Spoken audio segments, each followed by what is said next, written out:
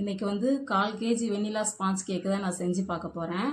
அதுக்கு முதல்ல 2 முட்டை, எண்ணெய் 25 ml, மைதா வந்து 75 கிராம் எடுத்து வச்சுருக்கேன். அதில் பேக்கிங் சோடா 3/4 ஸ்பூன் போட்டு ஜலிச்சு எடுத்து வச்சுருக்கேன். கொஞ்சம் உப்பும் போட்டிருக்கேன். வெண்ணிலா எசன்ஸ் 1 ஸ்பூன், சர்க்கரை 85 கிராம் எடுத்து வச்சுருக்கேன். ஃபஸ்ட்டு அதுக்கு ஒரு பவுல் எடுத்துக்கிட்டு அதில் 2 முட்டையை உடச்சி ஊற்றிக்கிறேன். இப்போ பீட்டர் வச்சு பீட் பண்ணிக்கலாம்.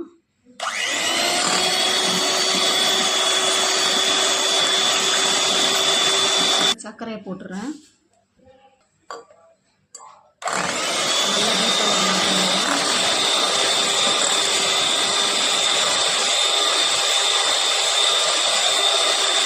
இந்த ஸ்டேஜுக்கு வந்ததுக்கப்புறம் இப்போ வெனிலா எசன்ஸ் போட்டுக்கிறேன்.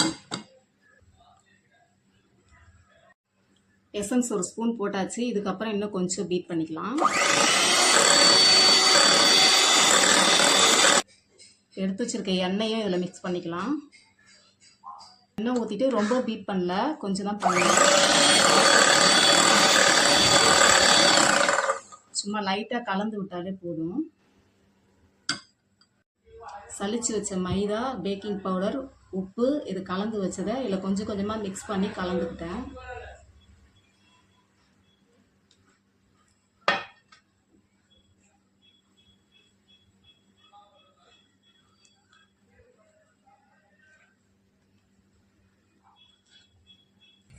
முட்டையில் இருக்க பபிள்ஸ் உடையாத இப்படி தான் மிக்ஸ் பண்ணி எடுத்துக்கிட்டேன்.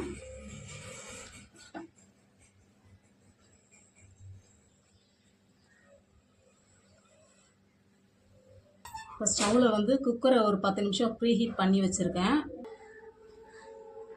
நான் இப்போ லோ ஃப்ளேமில் 1/2 hour ஆச்சு. எனக்கு இது நல்லா பேக் ஆகி வந்திருக்கு.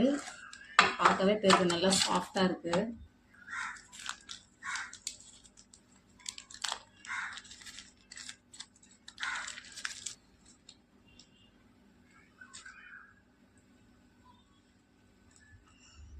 சூப்பராக வந்திருக்கு கேக்கு. செம்ம சாஃப்டாக வந்திருக்கு.